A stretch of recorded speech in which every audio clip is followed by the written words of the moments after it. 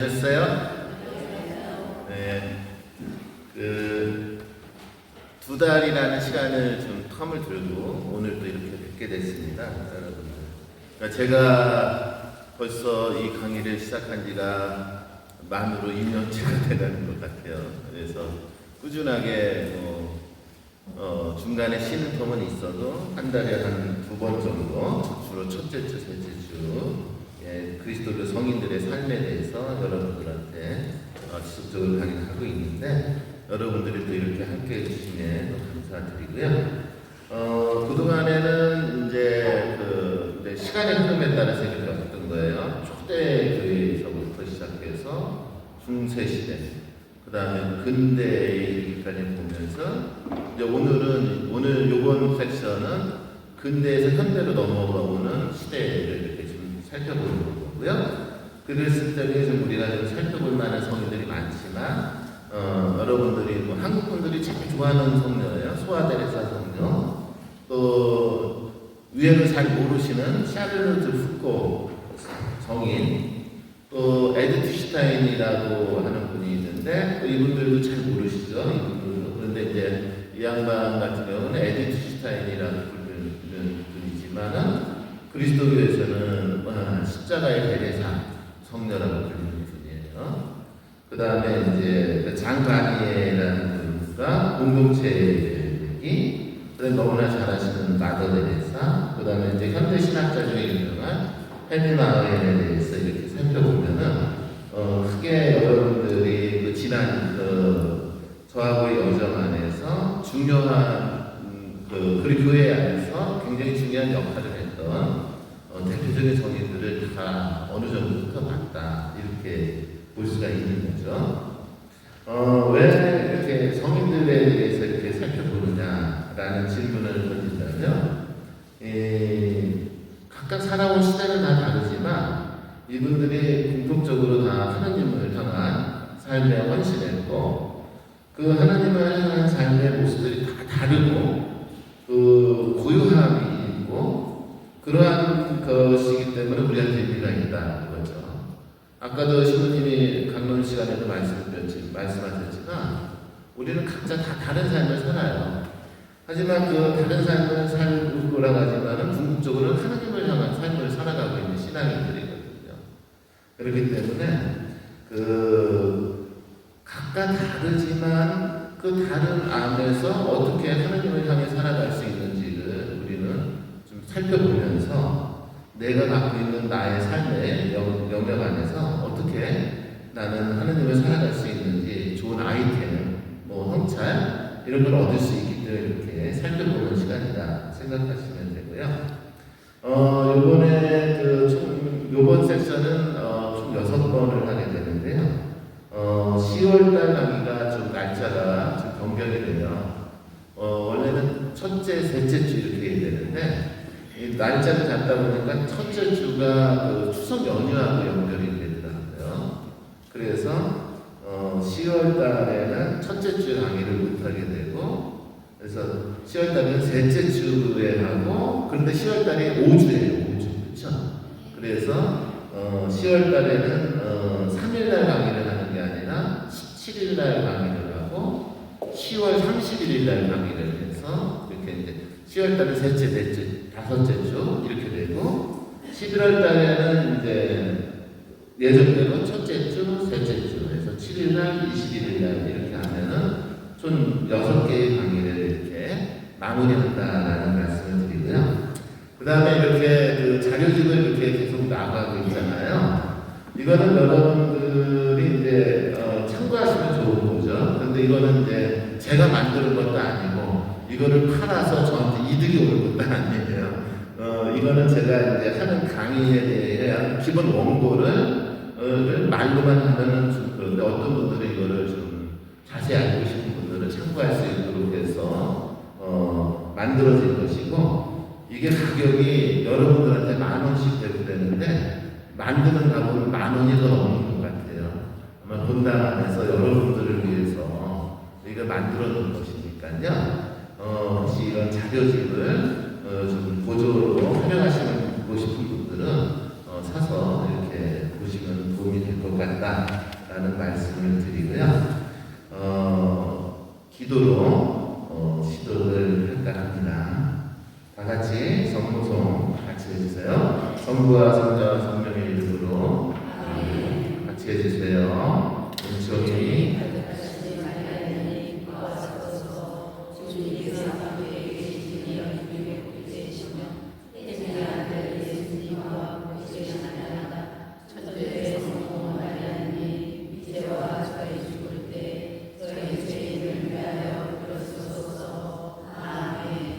성부와 성자와 성령의 이름으로 다시 한번 함께 해주심에 감사드립니다. 감사합니다. 오늘은 여러분들이 잘 아시는 소아데레사 성녀의 그분의 영적인 가르침을 몇 가지 포인트를 잡아서 살펴볼 겁니다. 먼저 우리는 소아데레사라고 부르는데요. 이분의 원래 이름은 길어요. 아주 길어요.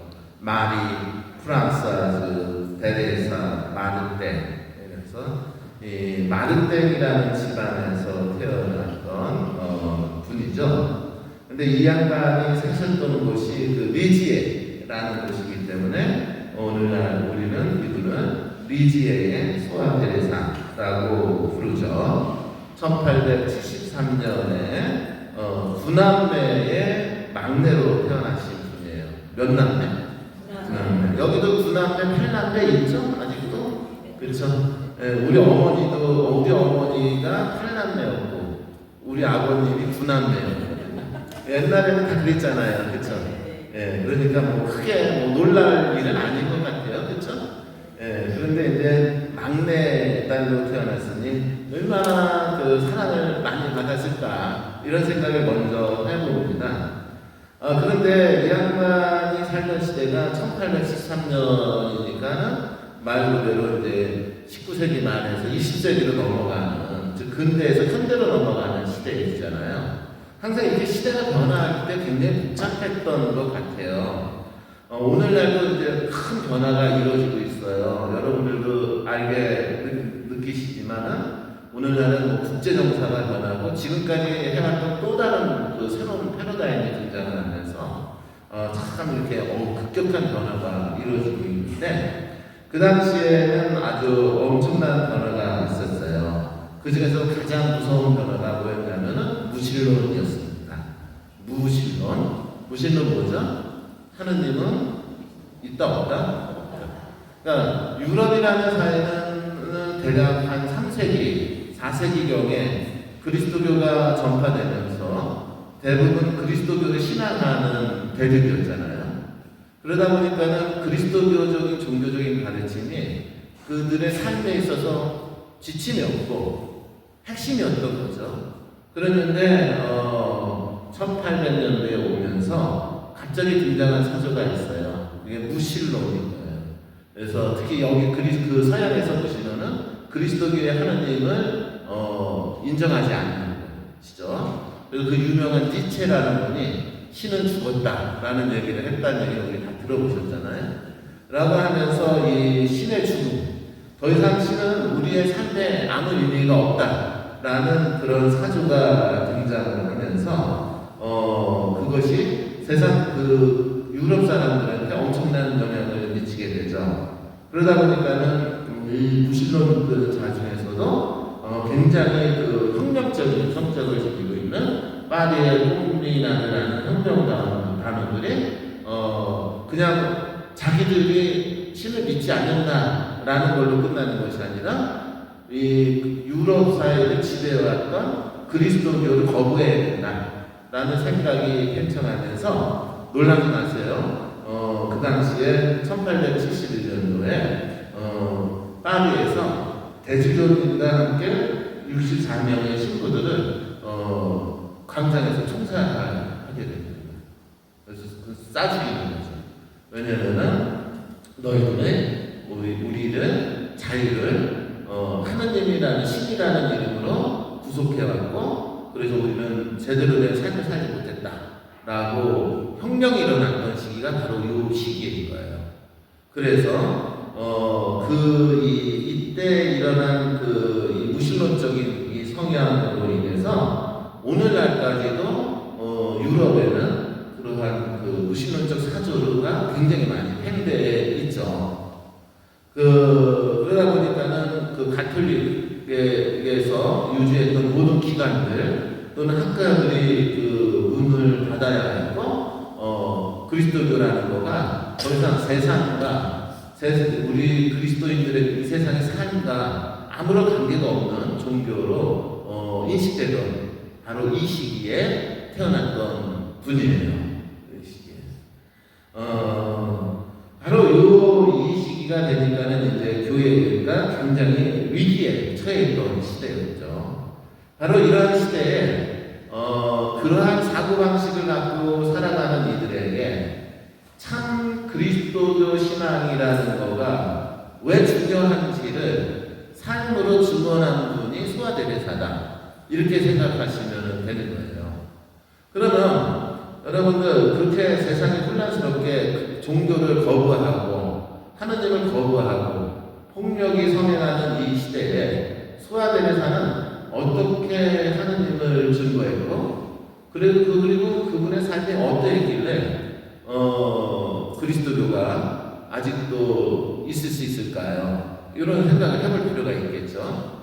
보통 생각하기에는 아주 소아데레사가 위대한 일을 했을 거다, 이렇게 생각을 하지만 놀랍게도 소아데레사는 굉장히 보잘것없는 삶을 통해서 오히려 그리스도교가 정말로 필요한 종교, 그리스도 신앙이 매우 소중함을 일깨워준 사람인 것이죠.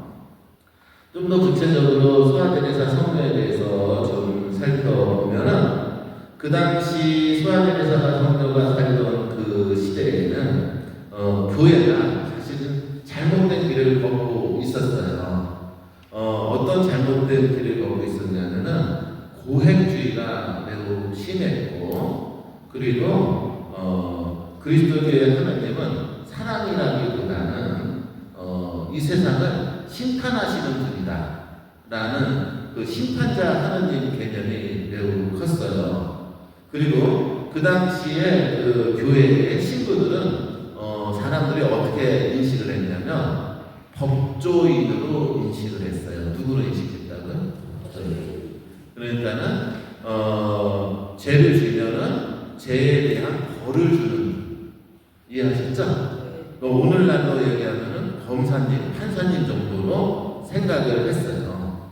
그래서 그 당시에는 그 당시 역사적인 문헌들을 들여다보면은 이 신자분들이 신부님을 보면 가까이 다가가서 만나고 싶은 분이 아니라, 이해했죠? 저분을 보면은 내가 죄를 지은 거가 들통이 나서 벌을 받을 수 있으니까 어떻게 해야 되는 거야?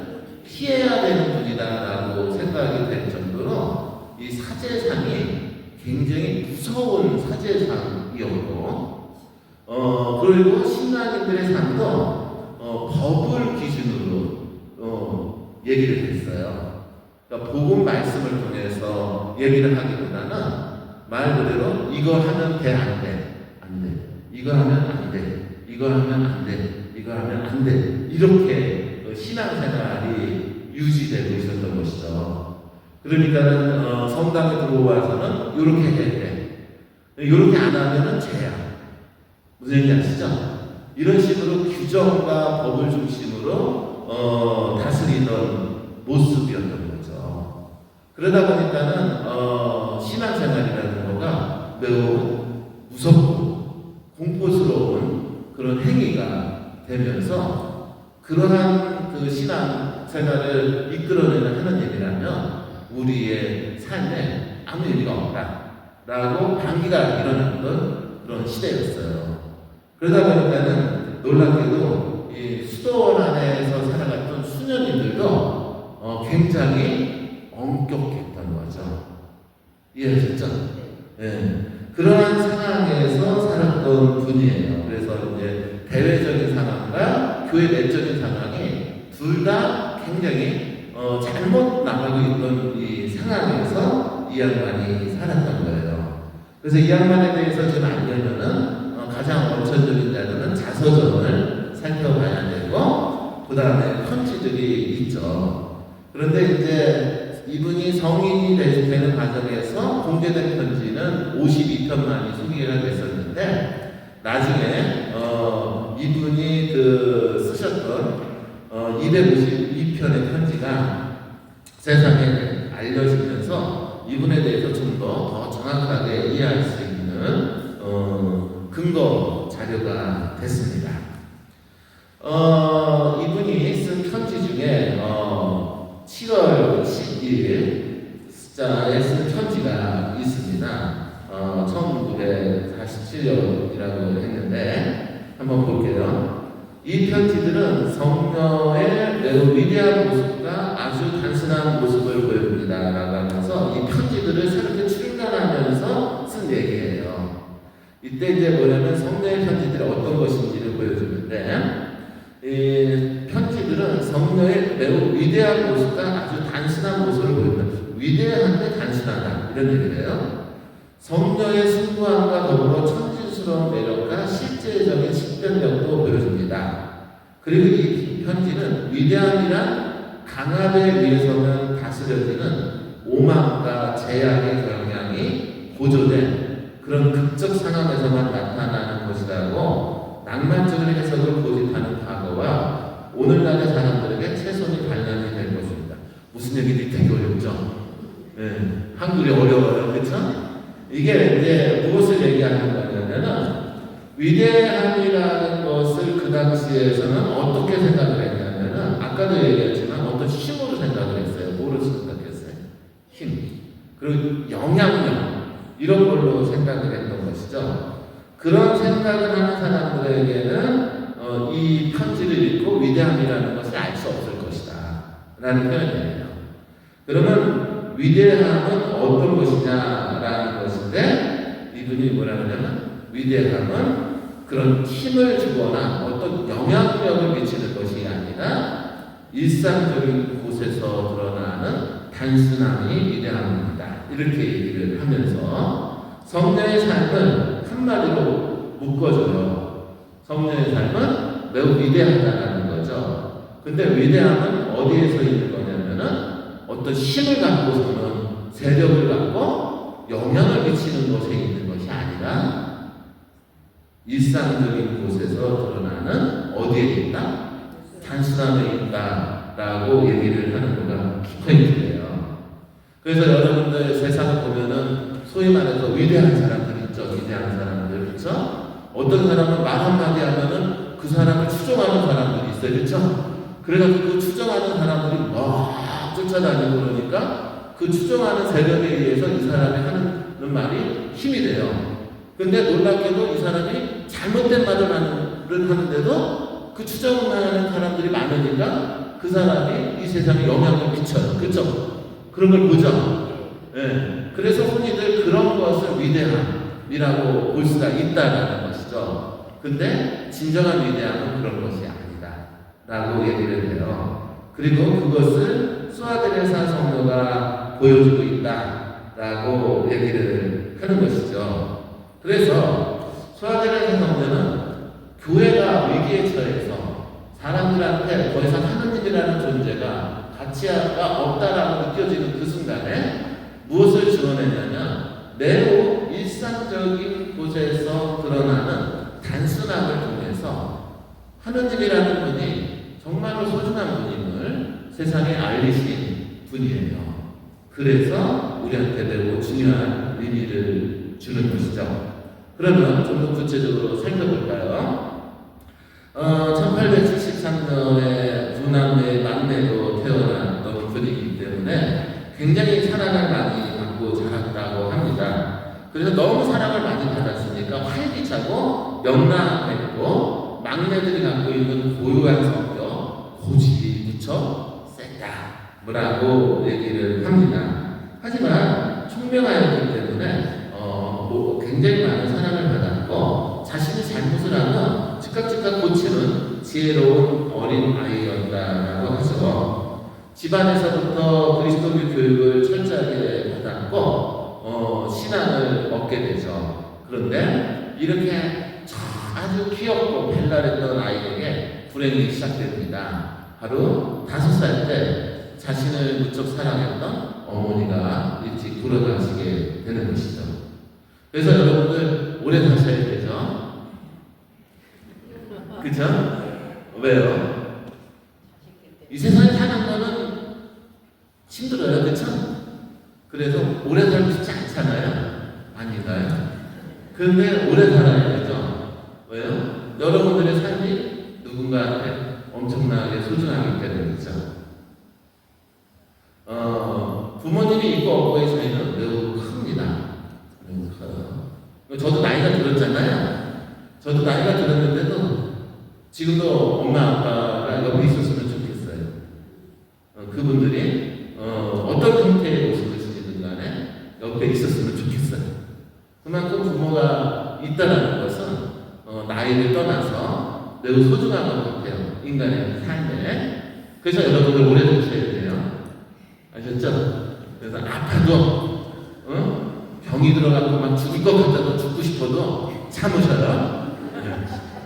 여러분들이 매우 소중합니다. 바로 이런 것들이 매우 소중하다는 거예요. 이런 것들이 위대하다는 거예요, 여러분들. 그런데 이 아주 위대한 거가 이 아이에게는 없어진 거죠. 바로 어머니입니다. 그러니까 끊임없이 자신에게 사랑을 주던 어머니가 일찍 돌아가시게 되니까는 일종의 어린아이가 성격이 변합니다. 그렇게 케어하고 밝았던 아이가 매일 눈물을 흘리고 수줍어하고 내성적이고 남들 앞에 서지 못하고 그런 아이로 자라게 되죠. 그러니까 어머니가 돌아가시고 나니까는 누가 이 아이를 돌봤을까요? 언니가 돌봤어요. 그 언니가 폴리나라는 세대명을 갖고 있었어요. 그래서 폴리나 언니라고 불리는데, 근데 이 언니가 그 수아테레사를 돌보다가 수도자가 되겠다라는 꿈을 꾸고 가르멜 신정원에 입회를 해버렸죠. 그렇게 되니까는 자신이 위지했던 엄마도 안 계시죠? 또 자신을 돌보던 언니 엄마 알죠? 여기서도 누나 엄마들이 있을 거예요. 그렇죠? 막내 동생 엄마처럼 키운 분들이 있잖아요. 그러니까 언니 엄마도 자신의 곁을 떠나게 되는 거죠. 이렇게 되니까는 이상한 병을 앓기 시작했다라고 근원에 나오는데 이것을 그 심리학자들이 연구를 해보니까 애정 박탈에 의한 신경증이라고 나옵니다. 그러니까 이 아이가 어렸을 때 어떻게 된 거예요? 사랑하는 이들을 잃게 되면서 일종의 애정 박탈에 의한 신경증이 걸리면서 이때부터 시름시름 앓게 된 거죠. 그러니까 마음이 허해지니까 몸도 앓아지기 시작해요. 그러니까 병이 악화되니까는 아버지가 자신을 사랑하는 딸을 어떻게 해서든지 이렇게 못해요. 건강하게 만들어야 되잖아요. 근데 그 당시에는 여러분들 알다시피 심리학이라든가 정신병리학이라든가 이런 거가 발전했던 시대가 아닌 거예요. 그러니까 신경증에 의해서 생기는 몸에서 나타나는 이상 징후는 의학적으로 이게 진단을 할 수가 없었던 상황이죠. 그러니까는 어떻게 돼요? 할 수 있는 게 없는 거죠. 그러니까는 매일 이 아이를 데리고서는 여기저기 미사하러 다니는 거예요. 미사하러. 그러니까 그렇게 매달릴 수밖에 없었던 거죠. 그래서 하나님께 매달리면서 여기저기 돌아다니면서 기도하러 다닌 거예요. 기도하러 다니다가 약간의 위안을 얻었던 사건이 있는데 1883년경 5월 14일경에 어떤 그 성당에 가서 그 미사를 하고 있었는데 거기에는 웃고 계시는 성모님 방이 있었대요. 무슨 성모님상? 웃고 계시는 성모님상. 그러니까는 이제 보통 어떤 성모님은 침울하죠. 어떤 선생님 어떤 성모님 막 고통에 쩔어 있죠. 그랬는데 그 성당에 있었던 성모님은 자유로운 미소를 짓고 있었던 성모님이었다는 거예요. 그러니까 이 아이가 애정을 늘 원했던 아이죠.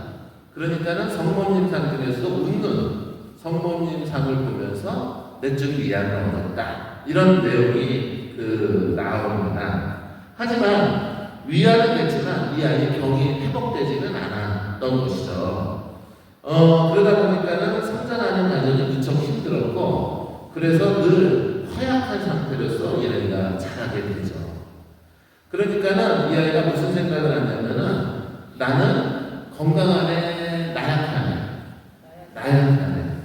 그러니까 애가 늘 어린아이가 성장하는 과정에서 늘 병치레를 하니까는 다른 애들 같이 뭐 학교에 다니거나 놀거나 이런 걸 잘 못하는 거죠. 그러니까는 늘 아버지의 손길이 필요했고, 그러면서 늘 시루시를 알아가니까 나는 왜 이렇게 연약한 존재인가 라는 인식이 저절로 생기게 되는 것이죠. 그러니까는 나같이 연약한 애는 살 가치도 없어. 무슨 얘기인지 아시겠죠? 일종의 자기 비하, 이런 자존감 결핍이 이 아이한테 많이 이렇게 쌓이게 되는 것이죠.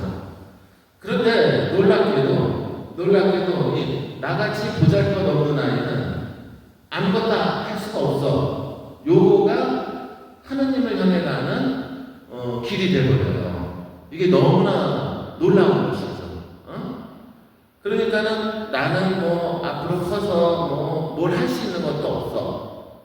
나는 너무 아파. 몸도 연약해. 그러니까는 내가 할 수 있는 건 뭘까? 세상에 나가서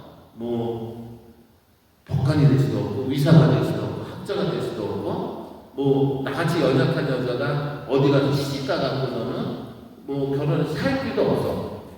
그러니까 아무리 미래를 생각해도 내가 뭐가 할 게 없는 거야. 이해했죠? 어떻게 보면은 절망이죠. 그죠? 근데 그 절망이 누구를 만나게 하냐면 하느님을 만나게 하는 거예요. 그러니까 이 아이가, 그러면 나같이 아무것도 아무짝에도 쓸모없는 아이는 어떻게 살아야 되지? 그냥 평생 예수님만 바라보고 살아야지, 이렇게 돼버리는 거예요. 이해하셨죠? 이게 바로 이 소아데레사의 위대함인 거예요. 소아데레사의 위대함. 그러니까 소아데레사 성녀는 왜 위대하냐라고 했을 때 아주 보잘것없다는 자아인식, 나는 아무것도 아니라는 자아인식이 저절로 생겼고 그게 현실이고, 그러니까 나같이 보잘것없는 사람은 밖에 나가서 세상에 공헌할 수 있는 게 하나도 없어. 그러니까는 천상 누구한테만 의지하고 살아야 되겠어? 하느님께만 의지하고 살아야겠다라는 그 생각이 이 양반에게서 가장 중요한 거예요. 이게. 그래서 여러분들한테 이런 얘기를 드리고 싶어요. 나이가 들고 몸이 약해지고 그동안 내가 젊었을 때 가졌던 힘도 잃고 또 돈도 없어지고 명예도 없어지고 했으니까는 이게 허망한 건가? 아니요. 저는 오히려 그렇지 않습니다. 오히려 기회이다. 바로 누구를 향해 갈 수 있는 문이다? 하느님을 진정으로 만날 수 있는 문이다. 라는 얘기를 소아데레사를 통해서 할 수 있습니다.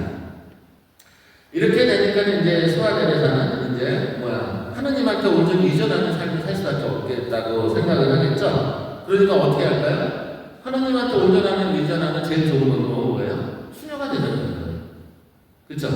근데 자기 언니도 어디에 갔어요? 수녀에 갔잖아요. 그러니까 나도 언니 따라서 어디 가야 되겠다? 수녀 가야겠다, 이렇게 생각이 된 거예요. 그러면서 이제 수녀원을 가기로 준비를 했죠. 근데 이제 재미있는 일이 있었지만 그거는 이제 생략하고, 이제 수녀원에 가서 가기로 결심을 해서 이제 수녀원에 입회를 하게 됩니다. 수녀원에 1888년에 이제 그 수녀원에 입회를 하게 됐는데, 그런데 너무 재밌게도 이 소아데레사가 수녀원에 입회하면서 더 큰 어려움이 생겨요. 이 성녀가 아팠을 때 늘 옆에 있었던 분이 누구라고 했죠? 엄마는 일찍 돌아가셨고 폴리나 언니 수녀원 갔고 누가 돌봤다 그랬죠? 아버지가 돌봤다 그랬잖아. 아버지가 병이 듭니다. 수녀원에 입회하자마자. 정신병이 들어요. 근데 요즘은 정신병이 들면은 그래도 시설이 좋아요. 우리 아들이 여러분들 알다시피 정신분열로 인해서 내 병원 다니잖아요. 그래서 병원 다니면은 좋아요. 근데 옛날에는 정신병이 들리면은 감옥과 같은 공간에 갇혀서 살았던 거죠. 그러니까는 사람 대접도 못하고, 또 특별한 치료법도 없고, 그러니까는 정신병이 걸리면 막 이상한 행동하잖아요. 그쵸? 그러니까 어떻게 돼요? 감금시키고 묶어놓고 이런 상태에 있었던 거죠. 바로 자신을 끝까지 돌봤던 아버지가 정신병이 들려서 정신병원에 입원하게 되는 사건이 벌어집니다. 어땠을까요? 소아들에서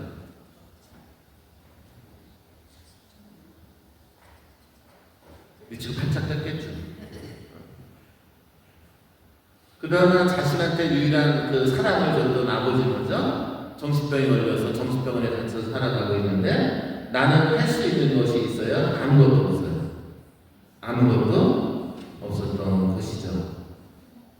그러니까 이 소아데레사에서 수녀원한 삶은 마치 지옥과 같았겠죠. 너무 힘들었겠죠. 그리고 매일 하느님 앞에서 원망했겠죠. 왜 나한테 이렇게 고통을 주시냐라고 하소연했겠죠. 근데 그런 상태에 있었는데 수녀님들이 또 이상했어요.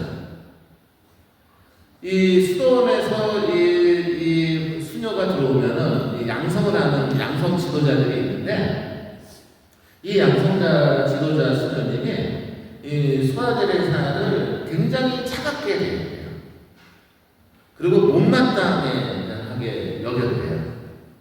그러면서 이런 그 일화가 있어요. 어느 날 한 원로 수녀가 식사 후에 데레사에게 명령을 합니다. 그릇을 치워라. 내가 젊었으니까 내가 해야지. 이렇게 명령을 하는데요. 그러니까 어떻게 돼요? 당연히 윗어른이 우더른이 명령을 하면 따라야 되겠죠. 그래서 순종의 정신으로 그릇을 취하기 시작을 했다죠. 그러니까 그 모습을 보고 원로 수녀가 이렇게 얘기했답니다. 겸손한 척 하지 말아라. 우리가 모를 줄 아냐? 뭐 하는 거야 지금? 비꼬는 거죠. 그리고 소아들에서는 어떤 행동을 하도 인정하지 않고 헐뜯고 그렇게 했다라고 합니다. 그러니까 수녀원 안에 갔는데 자기가 예수님을 따르기로 마음먹고 수녀원 갔는데 거기에서 자기를 대하는 수녀님이 어떻게 해요? 자기를 있는 그대로 가져요. 이상하게 보고 막 모함하고 모욕감을 주고 이러는 것이죠. 어떨까요? 아버지는 지금 정신병원에 가 있어요. 그쵸? 네? 그리고 자기가 예수님을 따르고 싶어서 수녀원에 갔는데 어때요? 자기를 대하는 수녀님들이 자기를 있는 그대로 봐주지 않아요. 막 이렇게 되니까는 이 아이가 견딜까요? 견디지 못하죠. 이때부터 영적인 질병, 세심증이 걸립니다. 세심증이라는 건 거슬 얘기하지만 나는 죄인이라는 의식이 커져서 늘 죄인이라는 의식이 너무 커서 뭘 해도 다 죄라고 느껴지는 질병이에요. 아셨죠? 그래서 우리 한국 가톨릭 신자들이 잘 걸릴 수 있는 질병 중에 하나가 세심증이에요. 이거는 나쁜 거예요. 아셨죠? 왜 이게 걸리느냐면 착하게 살아라, 열심히 살아라, 사랑하며 살아라, 좋은 말씀이죠? 그쵸? 그쵸? 근데 그런 얘기 들으면은 찔리죠? 그죠? 그래서 그것이 찔려서 내가 나도 열심히 살아야겠다 이렇게 생각하면은 좋은 방향이죠? 그쵸? 그런데 그런 찔림 때문에 나는 죄인이야. 이런 생각이 들면은 그거는 병이에요. 무슨 얘기인지 아시겠어요? 그래서 이제 예를 들어서 좋은 얘기를 할 적에도 잘해야 되는 거예요. 사람들한테. 응? 아셨죠? 그래서 좋은 얘기를 해주면 사람들이 좋아하지만 그렇게 못 사는 사람 그 현실이기 때문에 무슨 의식이 생겨? 죄의식이 생기고 죄의식을 통해서 이 사람이 발전하고 잘 살아가게 원동력이 되면은 그건 괜찮은데 죄의식 때문에 나는 죄인이냐라는 의식으로 해서 이 사람을 활동을 축소시거나 이 사람의 삶의 의미를 잃게 하면은 그거는 나쁜 얘기가 돼요. 이해하셨죠? 그런데 이 주변에서 상황이 이 소아테레사에게는 아무리 내가 열심히 순수하게 살려고 해도 주변 반응들이 너는 겸손한 척하는 거야. 너는 거짓된 삶을 살아. 이렇게 손가락질하니까는 나는 무엇이야? 죄인이야. 라는 생각이 들어서 이 병에 걸려갖고 시금치를 앓게 되는 것이죠. 이 양반이 편지를 쓰는데 이렇게 편지를 써요. 제가 다시 주님을 거스르게 될 것이라면 아예 서원신 날에 저를 거두어가십시오.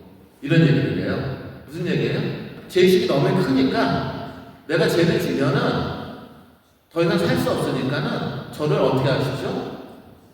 데리고 가시죠. 저를 죽여주십시오. 라고 편지를 쓸 정도로 이 죄의식이 매우 강하게 자리를 잡게 됐던 케이스죠. 그렇게 되니까는 이 수년 안에서의 삶도 좋아요? 어려워요? 어려운 시련의 삶이 됐던 것이죠. 그러면은 수도 원장님이라고 좀 이렇게 좀 보듬어 안아야 되잖아요. 그런데 이 수도 원장님도 안 그랬대요. 수도 원장님이 이제 마리아 군자가 수녀라는 분이었는데 굉장히 엄격한 분이었다라는 거죠. 아까도 얘기했지만은 그 당시 교회 분위기가 무엇을 강조했던 분위기라고요?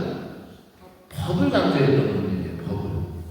그래서 이거 하면 안 돼, 이거 하면 안 돼, 이걸 강조했던 분위기거든요. 그러니까는 그 수녀들을 관리하는 수녀 원장님도 매우 엄격했고, 그리고 법적으로 굉장히 차가웠던 분인 것이죠.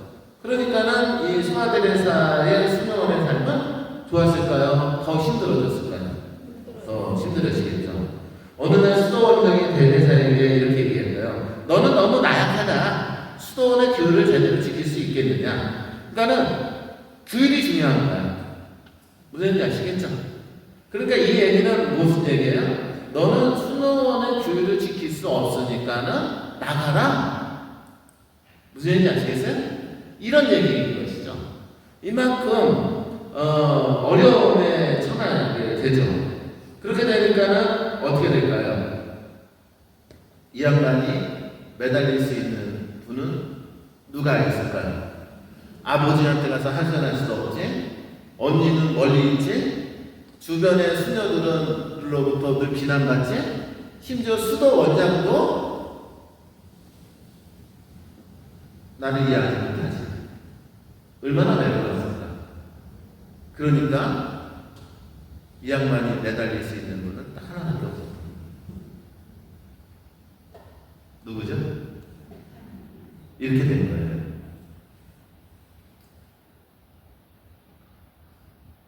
요 상승자는 걸 잘 보셔야 돼요. 이해하시겠어요? 이래서 위대한 거예요.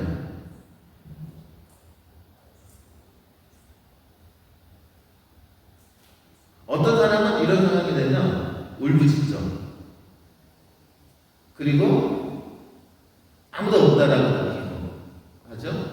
하지만 그 울부짖는 그 순간, 아무도 없는 그 순간에 우리가 의지할 분이 누구인 거예요?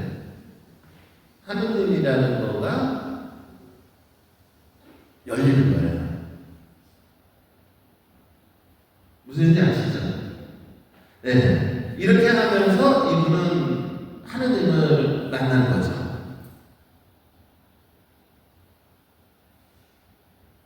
그래서 소아테레사의 영성에서는 뭐가 중요하냐면 우리가 일상의 삶 안에서 절망에 빠졌을 때 모든 것이 막혀있다고 느꼈을 때 모든 것이 힘이 되지 못할 때 그때 우리와 함께 하시는 하느님을 만나게 되는 여정이 소아들의 삶에 있어요. 이 내리를 뒤집어서 얘기하면 하느님은 바로 그러한 존재들에게 가장 큰 힘이 된다라는 얘기가 되겠죠. 아시겠죠? 이게 소아테레사의 영성이에요. 이게 요거가 소아의 뜻이에요.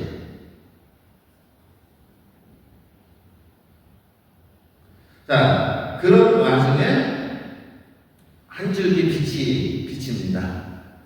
그렇게 예수님에 대한 오직 예수님만이 내 삶의 희망이다라는 신앙이 이렇게 해서 형성됐을 적에 바로 그때 이 소아데레스 성도가 좀 더 성숙할 수 있도록 하기 위해서 그래서 희망의 빛이 오는데 놀랍게도 자신의 친언니 꼴리나가 자신의 수도원의 수도 원장이 되라고 봅니다. 무슨 얘기인지 아시겠죠? 그래서 이 꼴리나 언니가 수도 원장이 됐는데 수도자가 됐을 때 수도명을 아네스라는 수도명을 받아요. 그래서 꼴리나 언니가 아네스라는 수도자인데 이 양반이 이 소아데레사가 있는 수도원의 원장이 돼서 와요. 자신의 동생을 친동생을 알아보죠. 이 아이가 온갖 외로움 속에서 분투하면서 오직 하느님만을 믿고 여기까지 걸어온 것을 본 거죠. 그걸 보고서는 이 아이에게 굉장히 따뜻한 모습으로 이 아이를 보듬어하기 시작을 하죠. 이렇게 되면서 이 아이가 치는 오직 하느님만을 믿고 그 부분에만 희망을 두고 살아왔던 이 아이에게 바로 나를 아껴주는 사람이 하나가 나타나면서 이게 병이 약간 나기 시작하는 거죠. 그래서 이때는 좀 이제 더 건강해지게 되어 갔다라고 얘기를 합니다. 근데 놀랍게도 이렇게 좋은 일이 있었는데 좋은 일이 있으면 이상하게 더 나쁜 일이 있어요. 정신병원에 있던 아버지가 그 하반신 불구가 돼가지고 상태가 좋아진 거예요? 더 나빠진 거예요? 더 나빠진 상태가 됐고 그러니까는 움직이지도 못하니까 정신병원에서도 관리 감독을 할 수 없으니까 그냥 나가라 해버린 거죠. 그래서 리지에게 아버지가 되는 집으로 돌아오게 되죠. 하나님이 나한테 위안을 주시기도 했지만 위안만 줬어요. 더 큰 시련을 줬어요. 더 큰 시련을 준 상황이 된 거죠. 그때 그 유명한 자케오에 대한 묵상이 이루어집니다. 읽어드릴게요. 이분이 쓰신 편지에 있는 거예요. 예수님은 우리를 지나가 버리는 이 세상의 모든 덧없는 것들 위에 위로 높이 들어 올려 주셨어. 말하자면 그분은 온갖 것을 우리 발밑에 두셨지. 자케오처럼 우리도 예수님을 보려고 나무 위로 올라간 거야. 그러니까 자신의 처지를 뭐로 생각을 하는 거예요? 절망이라고 생각하는 거예요? 나무 위로 올라간 거라고 생각하는 거예요? 나무 위로 올라간 거라고 생각하는 거예요. 즉 예수님을 바라보기 위해서 키 작은 자케오가 나무 위로 올라갔듯이 이 세상으로부터 우리를 버리게 하시는 분이다 라는 얘기죠. 어디서부터? 이 세상으로부터 우리를 버리게 하시는 분이에요. 그분이 말씀하시는 것을 들어봐. 얼른 내려오너라. 오늘은 내가 너의 집에 머물러야겠다. 그리고서는 예수님이 이 세상으로부터 우리를 벗어 던지게 하시고서는 예수님이 말씀하신다는 거죠. 이제 내려오너라. 오늘 내가 누구의 집에?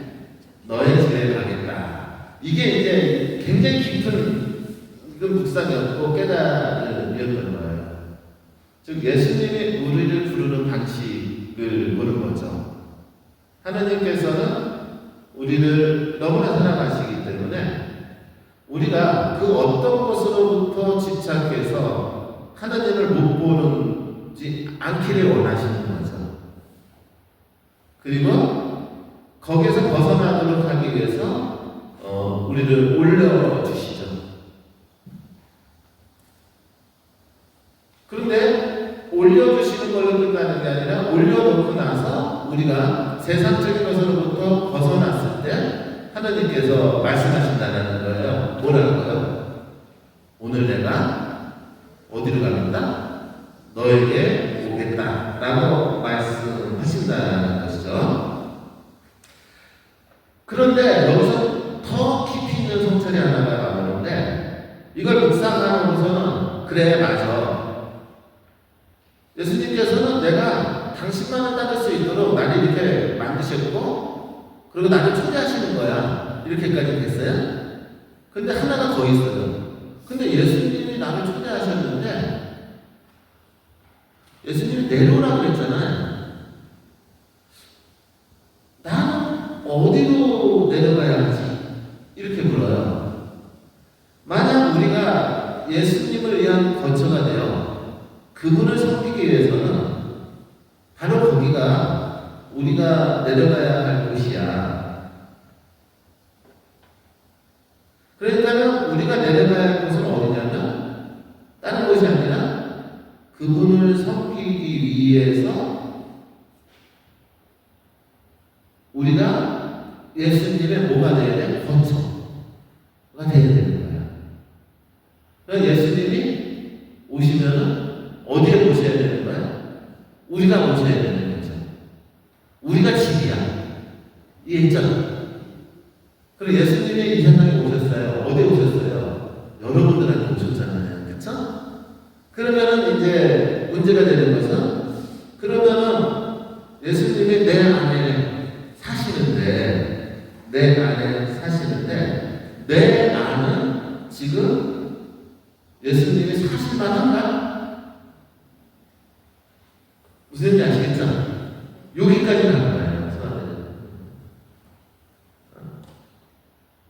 그래서 아빌라 성과 대대자가 영혼의 성경에서도 말씀하셨지만 사람들은 늘 하나님을 찾지만 하나님이 막상 우리와 영혼 안에 거하시는데 많은 사람들은 우리 영혼 안에 하나님이 거하실 수 있는 공간을 거의 분다 주지 못하고 간다. 두지 못하고 간다. 그 1분방. 그렇죠? 7분방은 뭐예요? 내 영혼 안에 뭐로 가득 찬 상태? 하나님으로 가득 찬 상태. 그게 몇 분방? 7분방. 그러면 2분방, 3분방, 4분방, 5분방은 뭐예요?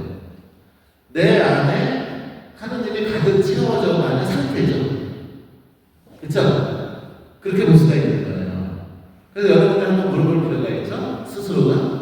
나는 하나님을 늘 모시는데, 나는 늘 하나님하고 함께 살아가는데, 내 안에는 하나님이 거처하시는 공간이 얼마인가? 이렇게 되는 거죠. 그러면서 소아제례사는 이때부터 내 보잘것없는 나 안에 하나님을 모시기 위해서 나를 그냥 놔둬야 돼, 비워가야 돼. 나를 비워가야 된다는 여정이 이렇게 시작이 된 겁니다. 그러니까 이렇게 내가 비워나기 위해서는 자 보세요. 아버지에 대한 생각으로 가득 찬 머릿속이 그러면은 하나님이 거처할 수 있는 공간은 커질까 줄어들까? 줄어들겠죠? 요거가 소아제례사가 깨닫는 거예요. 그래서 10쪽에 보면은 언니 내가 내적 거처에 대해서 말하고 있다는 걸 알고 있어? 외적 거처는 칸에 저 가슴 아픈 네 시련으로 이미 아무것도 없게 되어버렸잖아. 사랑하는 아버지 안에서 예수님은 우리 마음에 가장 민감한 외적 부분을 치셨어. 이제 그분이 원하시는 대로 하시게 하자. 그 그분은 나의 영혼 안에서 어떻게 그분의 일을 완성시킬지 알고 계시니까 확실히 우리 마음 안에는 피조물이 하나도 없어.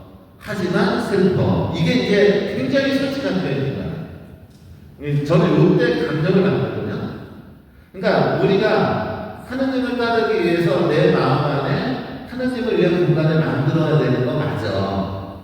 하지만 하느님을 위한 공간을 만들어내기 위해서는 나의 소중한 것을 버려야 돼. 그쵸? 맞죠? 그러니까 기뻐, 슬퍼.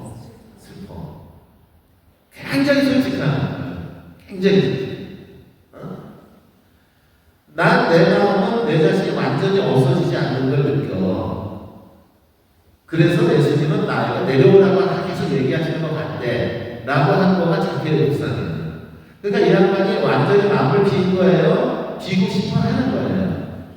비고 싶어 하지만 잘 돼? 안 돼? 안 돼. 왜냐면 내 안에 하나님을 채우려면 나한테 소중한 걸 버려야 되거든요.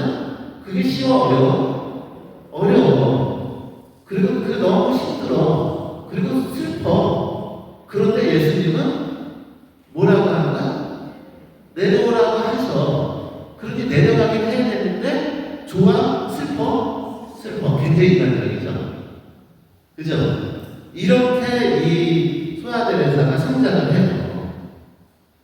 여러분들하고 똑같은 거예요. 우리는 사실은 이 상황에 있는 거예요. 이 상황에. 사실은 하나님을 따르기 위해서는 모든 걸 버려야 된다라는 얘기를 우리 많이 듣잖아요. 그렇죠? 하지만 그것은 매우 힘들고 어려운 거예요. 그 힘들고 어려움을 직접 경험하고 그렇게 살아냈던 것이죠.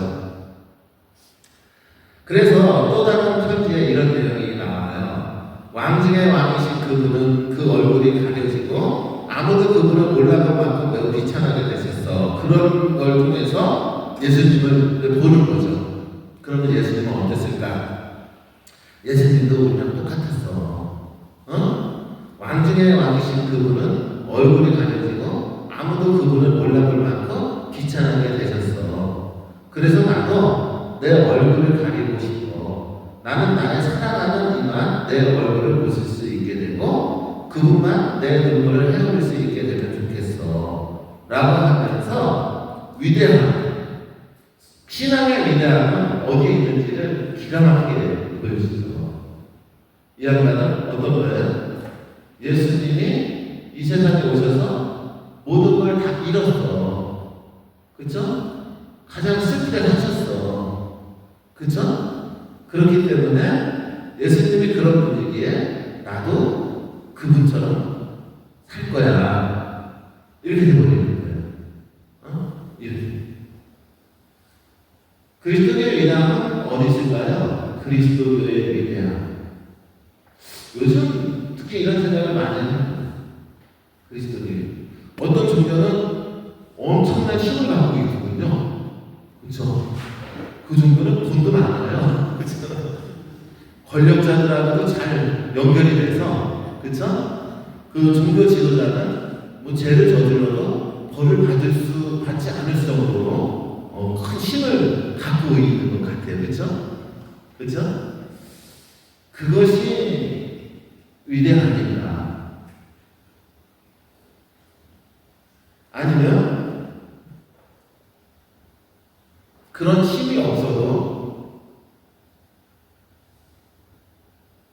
그냥 있는 그대로 그 나약한 그 모습 안에서 그 나약함을 인정하고 살아가는 거가 위대합니다.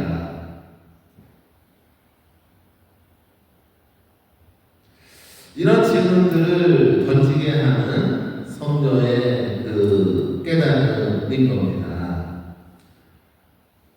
요즘 그런 얘기를 해요. 점점 가면 갈수록 교회 안에 신자들은 줄어들고 젊은이들은 없고 이대로 가다 보면은 어떻게 될 거나 이제 10년, 20년 지나면은 성당에는 아마 할머니, 할아버지들 몇 명만 나올 거다. 그런 얘기 많이 하죠. 교회의 위기다. 그렇죠? 그러니까 어떻게 해야 돼요? 청년들도 어떻게 하면은 성당에 나올 수 있도록 해야 되고, 그렇죠? 그런 움직임이 있죠. 만약 그러지 못하면은 교회는 어떻게 될까? 이런 얘기 많이 하죠. 원래 교회는 가난한 겁니다.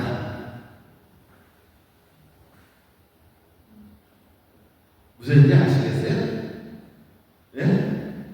원래 교회는 사람들이 많지 않았습니다. 어? 이해하시겠어요? 신자들이 가득 차야지 교회가 잘 되는 겁니까?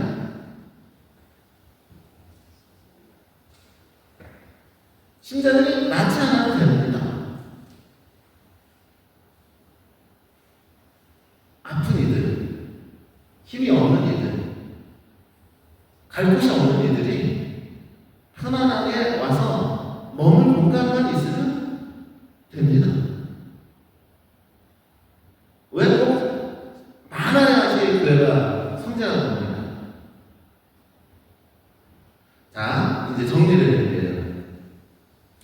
소아전에서 성도가 살았던 시대에 교회는 세상으로부터 핍박받기 시작합니다. 아까도 얘기했지만 무신론이 등장했다고 했죠? 그 무신론자들은 어떻게 해요? 주교들과 신부들을 광장에 끌고 와서 총으로 쏴 죽이고 신학교를 없애고 수도를 없애고 신부들을 모두 욕을 하고 무슨 아시겠죠? 교회 위기 상황이었죠? 그쵸? 맞죠? 교회 위기 상황이었을까요? 아니면은 정말로 교회가 쇄신되는 상황이었을까요?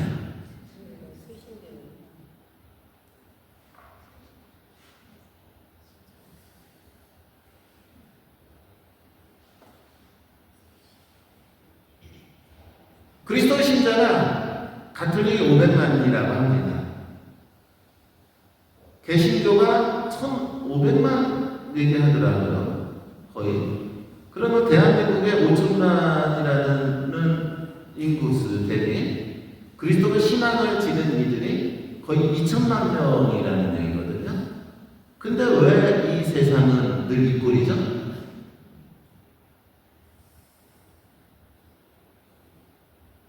그게 교회가 성장한 모습인가요? 그게 신앙이 살아있는 모습인가요?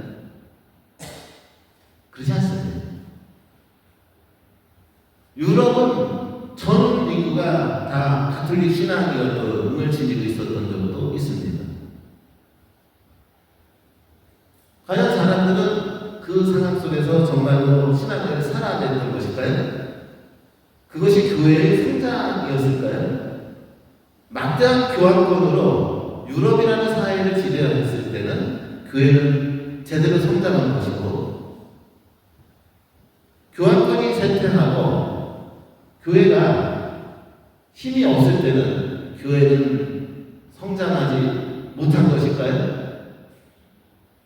어떤 것일까요?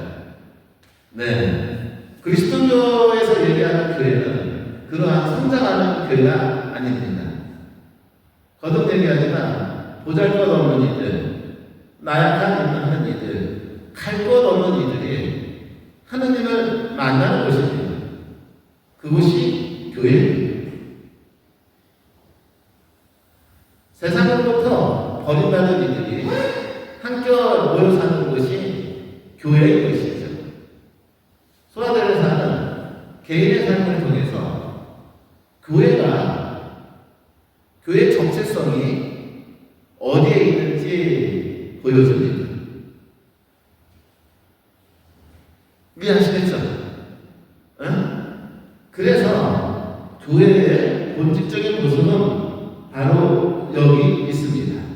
아무것도 아닌 이들, 보잘것 있는 이들이 모여서 그 어떤 곳에서도 갈 곳이 없어서 방황하는 이들이 모여서 그들이 오직 누구나는 하나님만을 의지하면서 자신의 신앙을 유지하는 곳, 그것이 교회인 것이죠. 바로 그곳에 하나님은 현존하시는 왜냐면 우리 그리스도의 하나님은 가장 수혜받은 이고 가장 버림받은 이였기 때문에 그렇습니다. 그래서 교회는 늘 가난한 이들과 함께 해야 한다라는 얘기를 하는 것이죠. 그래서 이것이 소아제례사의 위대함인 것입니다. 우리의 생각을 교정하는 위대한 것입니다. 사람들은 많고 교회는 크고 교회에 갖고 있는 힘은 세고 하더라도 정말로 소외받은 이들이 와서 힘을 얻지 못한다면 교회 역할을 하지 못하는 것입니다. 그래서 교회는 늘 나약한 이들의 공동체, 소외된 이들의 공동체, 절망한 이들의 공동체인 것이고 그곳에 현존하시는 분이 바로 예수님이신 것이죠. 소아제례사는 이것을 삶에서 보여줍니다. 이렇게 사는 과정 속에서 1894년 아버지가 돌아가십니다. 그리고 그녀는 아버지의 죽음을 있는 그대로 받아들이게 되죠. 그리고 나서 이 성도에게는 아주 축복과 같은 사건이 벌어집니다. 여러분들도 알다시피 성도에게 뭐가 옵니까? 폐병이 옵니다.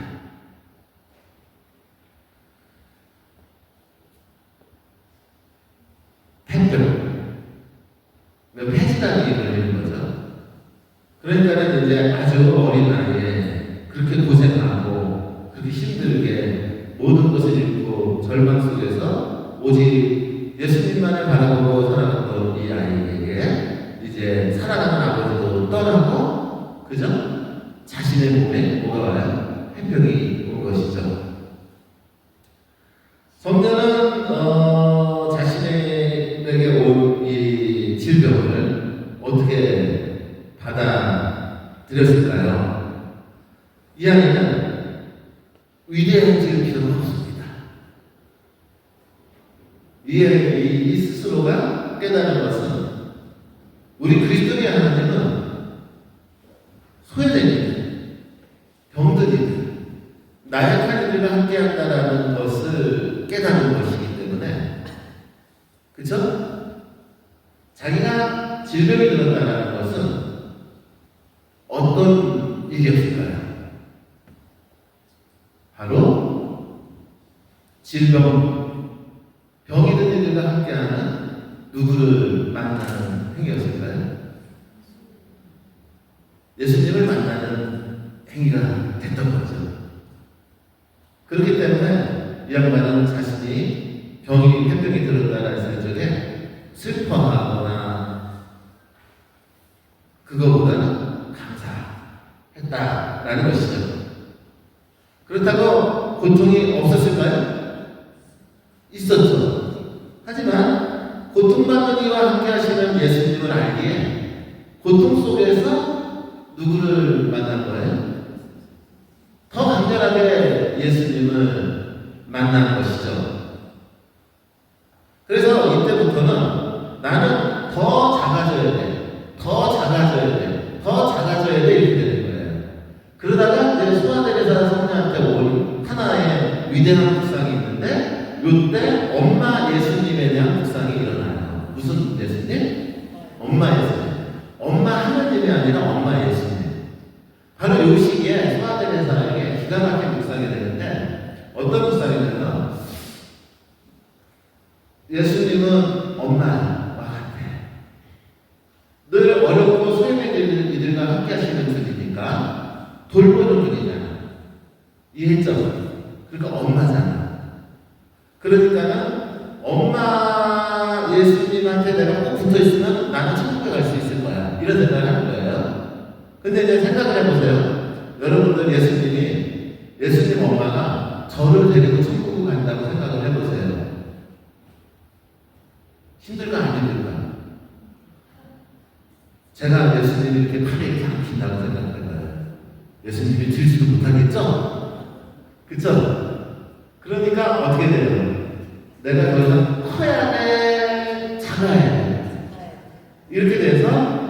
이때부터 나는 아기여야 돼. 이렇게 되는 거예요. 뭐여야 된다고? 아기. 이해했죠? 그러니까 나는 아기 같은 존재여야 돼. 라고 하면서 이때부터 이제 편지를 쓸 때는 아기. 요 단어를 쓰면서 이 편지단에 아기 대대사라는 용어를 쓰기 시작해요. 이해했죠? 요게 또다시 소화의 뜻이에요. 그러니까 커지려고 했던 사람이에요. 점점 작아지려고 했던 사람이에요. 점점 작아지려고 했고 점점 보잘것없어지려고 했고 점점 위대하지 않으려고 했던 사람이 소화되잖아요. 그리고 내가 작으면 작을수록 예수님이 나를 안고 저 세상에 가기가 편하다라고 생각했던 분이었던 거죠. 그렇기 때문에 이분은 자신한테 다가오는 고통, 그리고 질병, 그리고 아픔을 받아들일 수 있었던 것이죠. 이런 얘기를 해요. 하느님의 다른 기댈 곳이 없구나. 그리고 지금 나는 그것을 선언한다. 그분 곁에서 내가 가볍게 여기는 그것은 어떠한 기동도 없이 기대어 나의 영혼을 보고 느끼는 것이다. 라고 하면서 오직 그분만이 나의 영원한 안식처임을 고백을 하죠. 그리고 이 여인은 그렇게 세상을 떠나게 된 것입니다. 아기 예수 그래서 우리는 이분을 아기의 소아 대대사 이렇게 부르고 있습니다. 이분께서 하신 기도를 읽어드리고 싶습니다. 오 나의 하나님, 복되신 삼위일체시여, 저는 당신을 사랑하고 또 사랑받으시게 해드리고 싶습니다. 저는 이 세상에서 영혼들을 구하고 연옥에서 고통받는 영혼들을 구해내서 성도의 영광을 위해 일하고 싶습니다. 저는 당신의 뜻을 온전히 이루어 당신 나라에 저를 위해 준비하신 그 영광의 높이까지 이루고 싶습니다. 한마디로 저는 성인이 되고 싶습니다. 그러나 저는 저의 무력함을 느끼오니 오 나의 하나님, 부디 당신 신이 저의 성복이 되어 주십시오. 당신은 당신 외아드님을 저의 정배와 저의 구세주로 주실 만큼 저를 사랑하셨으니 성자의 무한한 공덕에 무한은 제 것입니다. 저는 그것을 기쁘게 당신께 바치면서 예수님의 얼굴을 통해서만 그리고 사랑에 타오르는 예수님의 마음속에서만 저를 바라보시기를 간절히 청합니다. 또한 천국과 이 세상에 계신 성인들의 모든 공부와 그분들의 사랑의 행위와 천사들의 사랑의 행위를 당신께 바칩니다. 오 복되신 삼위일체여, 끝으로 저의 사랑하는 어머니 성모 마리아의 사랑과 공로를 바치오며 성모님께 제 보물을 맡기면서 그것을 당신께 바쳐주시기를 청합니다. 어머니의 거룩한 아드님, 저의 사랑하는 정배께서는 이승의 삶을 사셨을 때 여러분이 내 이름으로 아버지께 청하는 것은 무엇이든지 아버지께서 여러분에게 주실 것입니다 라고 우리에게 말씀하셨습니다. 그러므로 저는 당신께서 틀림없이 저의 소망을 이루어 주시리라 믿습니다. 오 나의 하나님, 저는 당신께서 주시고자 하실수록 우리가 더 원하게 하신다는 것을 아십니다. 제 마음속에서 저는 헤아릴 수 없는 만큼 많은 소망을 느낍니다. 당신을 믿고 의지하며 청하오니 오셔서 제 영혼을 차지해 주십시오. 저는 원하는 만큼만 자주 성체를 오실 수 없습니다. 그러나 주님께서는 전능하시지 않습니까? 감실함에 계시듯이 제 안에 머무르시고 주님의 작은 샘물에서 결코 떠나지 말아 주십시오. 저는 제 일의 배인 방법을 생각하며 주님을 위로해 드리고 싶습니다. 제가 당신의 마음을 거스르는 자유를 제게서 거두어가 주십시오. 그리고 제가 나약해서 넘어지거든 당신의 거룩한 눈길로 즉시 제 영혼을 깨끗하게 해주시고 모든 것을 불 자체로 변하게 하는 불처럼 저의 결함을 모두 태워버려 주십시오. 오 나의 하느님, 제게 주신 모든 은혜를, 특히 제가 고통의 도가니를 거치게 하신 것에 감사드립니다. 저는 마지막 날에 저 십자가의 왕호를 잡고서 기쁘게 당신을 바라볼 수 있을 것입니다. 당신은 저 귀중한 십자가를 제 몫으로 주셨으니까요. 저는 천국에서 당신처럼 되어 제 몸 안에서 당신 씀 안에 거룩한 상체가 빛나는 것을 보게 되기 바랍니다. 중간 생략 이렇게 돼요. 그러니까 이것이 뭐 아주 평범한 그 기도이고 진술이지만 이 수아대회사는 평생 그러한 삶을 살면서 오직 하느님, 예수님만을 사랑하게 되었고, 예수님을 사랑하게 되고 나서 이 양반이 본 것은 예수님이 어떤 분이냐를 본 거예요. 예수님은 거듭 얘기하지만 위대한 분이에요. 어떻게 위대한 분이냐면 권력을 가진 분도 아니고 힘을 가진 분도 아니에요. 그럼 왜 예수님은 위대하냐? 스스로 가장 비참하게 되셨고 인간이 겪을 수 있는 고통을 몸소 겪으셨고 가장 비참하게 죽으셨기 때문에 위대해요. 가장 사소한 것 안에서 사셨어요. 그래서 이 사소함이 위대해요. 이해하시겠죠? 이해하시겠죠? 네. 교회는 힘을 갖고 있는 정치 세력이 아닙니다. 교회는 세상을 변화시킬 수 있는 힘이 없습니다. 하지만 교회는 세상과 함께 할 수 있습니다.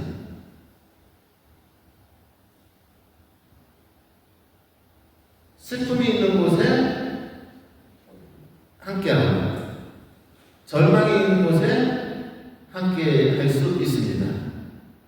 왜요? 우리 그리스도교의 하나님이 그런 분이기 때문이죠. 이해하시겠죠? 그리고 이것이 소아대사가 증언하는 영성입니다.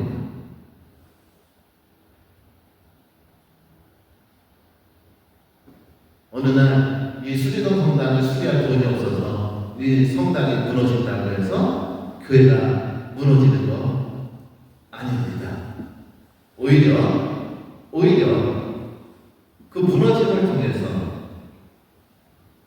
오히려 더 값진 그 무엇인가를 얻을 수도 있습니다. 제 말이 오해되지 않았으면 좋겠습니다. 그리고 여러분들이 겪는 그 사소한 일상의 삶 안에 얼마큼 깊은 하느님의 현존이 있는지를 느끼셨으면 합니다. 영성은, 신앙은 바로 우리의 일상의 삶 안에 있습니다. 여러분들이 슬퍼할 때, 여러분들이 병에 걸렸을 때, 여러분들이 힘들어할 때, 그랬을 때 바로 하느님이 우리와 함께 계시기에 우리는 그 안에서 하느님을 만날 수 있고 세상이 이루어진 상태에서 또 하느님을 증언할 수가 있는 것이죠. 거듭 얘기하지만 교회는 힘이 있을 필요가 없습니다. 함께 고통하고 함께 아파하고 함께 슬퍼하는 것이 교회이고 바로 그런 교회가 있을 때 세상에 위대함을 전합니다. 그래서 수아데레사의 영성은 오늘날과 같은 현대 사회를 살아가는 우리한테 매우 중요한 메시지를 줍니다. 교회가 어떤 위치에 있어야 하는지, 교회가 무엇을 바라봐야 하는지에 대한 메시지인 것이죠. 현실적으로 유럽의 가톨릭 교회는 많이 무너졌죠. 그렇죠?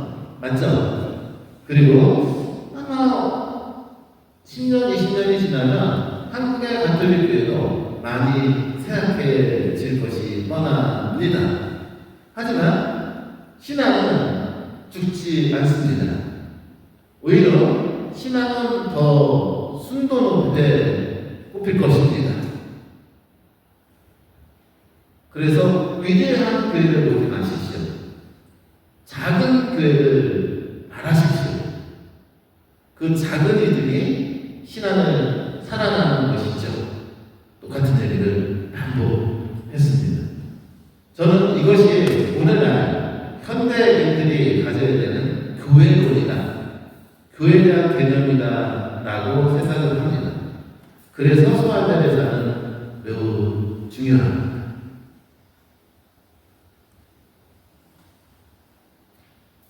네, 감사드리죠. 나머지는 이제 여러분들이 이제 제가 나눠드린 이거를 좀 이용하시면 제가 얘기하지 않은 내용까지 다 있는데 여러분들 나름대로 또 얻어가실 수가 있는 거가 있을 것이고요. 그래서 여러분들 참 교회, 하나님이 원하시는 그리스도 교회가 무엇인지 우리는 소아들에서 통해서 알 수 있고, 동시에 내가 겪고 있는 모든 아픔, 절망, 어려움이 얼마나 소중한 것인지도 동시에 알 수 있겠죠.